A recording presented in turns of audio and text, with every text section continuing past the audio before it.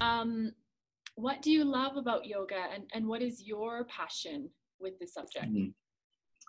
Okay, first of all, yoga gives a lot of joy. And I think everybody that practicing yoga can feel the joy and the peace that you get after the practice. And what is so beautiful about yoga is that no matter in what mood you start to practice, if you bring yourself to practice, and after, you know, an hour and a half or 2 hours of session, you feel completely different.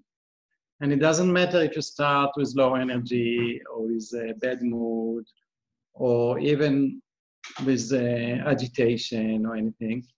When you finish, you're always in a sattvic, relaxed, peaceful.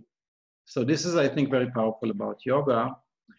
And also yoga gives you a chance to study yourself, to observe yourself, especially self-practice, because then you can observe all your tendencies, all, you know, the games of the mind, you know, all the excuses or the thing that comes in the mind because you're alone, you're quiet in your practice, and you can watch everything, you know, the whole scene of what happens inside you. And yeah, I think you learn a lot from it. It's and if you ask about my passion, I would say that my passion is that everybody will appreciate and enjoy yoga. That's why I'm teaching yoga, because I think it's such a wonderful thing. And I really, you know, I see so many people that are not practicing, and I feel pity for them, because I think they miss something very valuable for their life. And I think, you know, even people with, they have discipline, they go for different kind of sports, like cycling, which are good. I'm not saying they're not good, but if you already have this discipline and energy, why don't invest it in something that will give you something more for your soul, not only for your muscles? So this is my, I think, I try to spread the yoga. I mean, of course, I'm not a missionary. I teach only people that come to me. I don't run out of you know, after people to try to convince them, but best of my efforts, I try to spread the yoga as much as possible. And I think in this I continue the work of my guru, you know, B.K. Iyengar, because he was also very passionate about spreading yoga. Mm.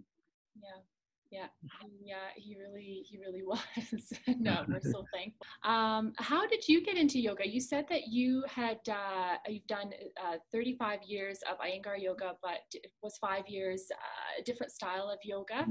Yeah, it was Shivananda.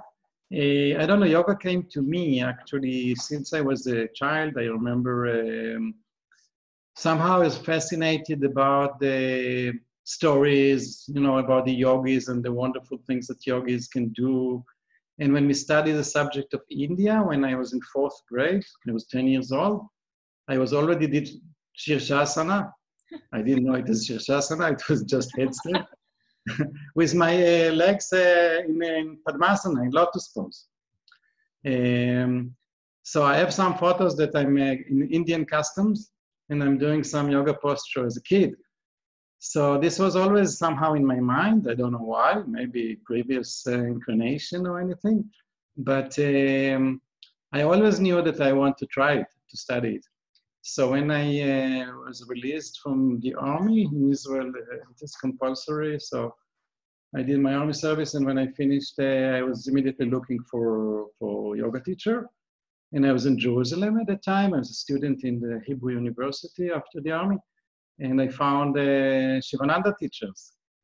I didn't know anything about yoga, about different method, and this was 1978, so there was not, yoga was not so known in the West, and especially in Israel was not.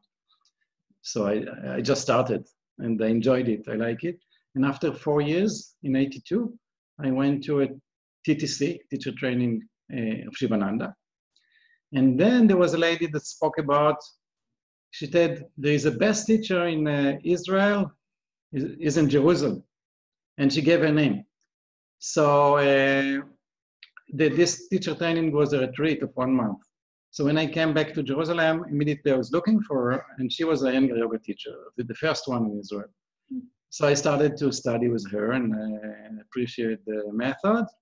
And so I shifted and started to study Iyengar. And in 1988, I first time went to Pune to study directly under Guruji and of course Prashantji and Gitaji. Yeah, wow. So And then the rest is history.